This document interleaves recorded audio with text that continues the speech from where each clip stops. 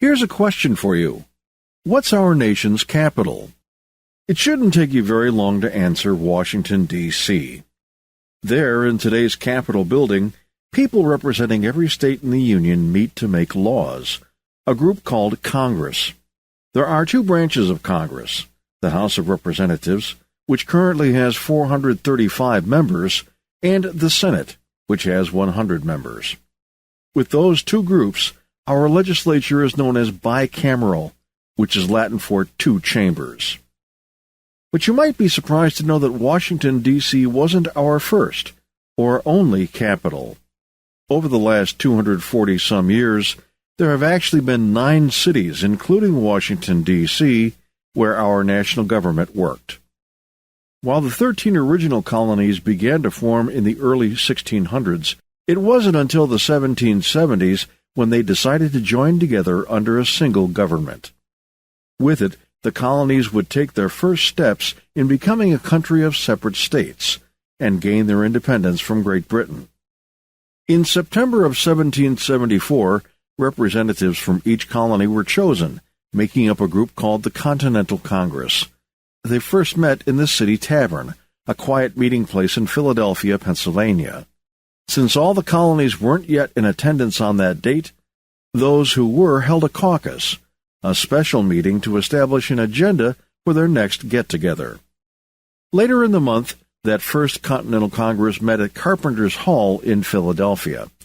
Across the next 6 weeks, members of the Congress put together an official list of grievances they had against King George III of Great Britain. With that done, the group agreed to meet once more in May of 1775.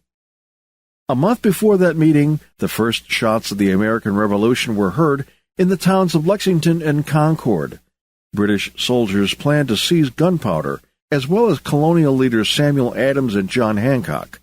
But groups of colonists known as Minutemen formed a militia, an army of citizens, and even though the colonists were greatly outnumbered, they pushed the Redcoats back into Boston. In the end, nearly 50 of the militia were killed, as well as more than 70 British soldiers.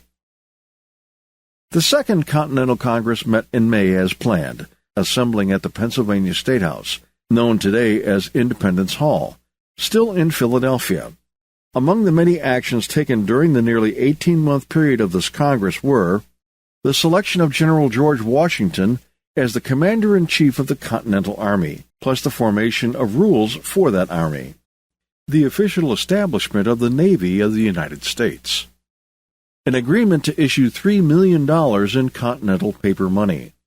An additional $4 million would soon be printed, and an official treasury was created. A decision to recruit Native Americans to help the colonies in their fight for independence. Assembling a committee of John Adams, Benjamin Franklin, Thomas Jefferson, Robert Livingston, and Roger Sherman, whose job was to write a Declaration of Independence. By July 4th of 1776, the Congress was ready to adopt the Declaration, and with it, the colonies officially separated themselves from Great Britain. In December of 1776, the Second Continental Congress was forced to quickly move to Baltimore, Maryland, in order to escape British troops. They assembled at the Henry Fight House, staying for more than 2 months before it was safe to return to Philadelphia and the Pennsylvania State House. The Congress stayed there until September of 1777, largely debating the contents and formation of Articles of Confederation, the first real Constitution, and discussing the creation of the first American flag. Pressure from British soldiers did not let up, and Congress was again forced to move, first for 1 day to the courthouse in Lancaster, Pennsylvania, then to the Yorktown Courthouse in York. Staying until June of 1778, the members of Congress were able to approve the Articles of Confederation. They also received word of an important treaty of alliance with France, assembled by a committee headed by Benjamin Franklin. By then, the British proposed to negotiate a peace, but they would not withdraw their troops or recognize America's independence. Congress rejected the offer, and fighting in the Revolution continued. But British troops did pull out of Philadelphia and allowed Congress to move back to the city in July of 1778. They first worked at College Hall for 3 weeks, then went back to the Pennsylvania State House, where they would stay for nearly 5 years. Congress approved the printing of more paper money, began accepting ratification from the colonies, approving the Articles of Confederation, and many, many other activities needed to put a new country together, including taxing its citizens to pay for it. By March of 1781, the colonies completed ratification, and in the first meeting of a legislative group called the United States of Congress Assembled, USCA, the United States of America were officially named. The Treaty of Paris brought the American Revolution to a close in September of 1783, and Congress could finally focus on peacetime pursuits.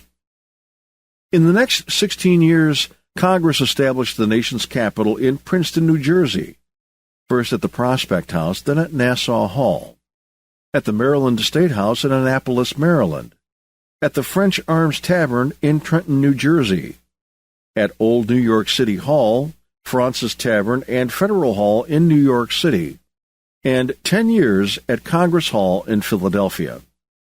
After much discussion, it was decided to permanently place the capital of the United States on land from both Maryland and Virginia.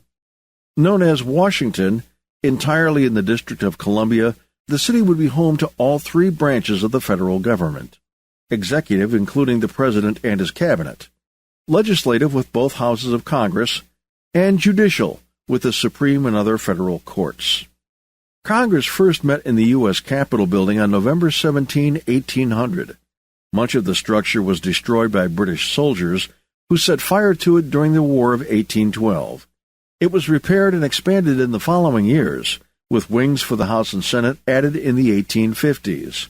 The Grand Capitol Dome was built in 1862, replacing a smaller dome. A cast-iron statue called Freedom was placed atop the dome in 1863, where it stands today. Additional upgrades and repairs have been done over the years to the Capitol building, with the latest project being the restoration of the Capitol Dome, begun in 2013. The 2-year task included repairs to the cast iron, as well as repainting and detailing one of the most well-known structures in the United States. Thanks for watching this video from the U.S. Military Channel. We invite you to like, share, comment, and subscribe today.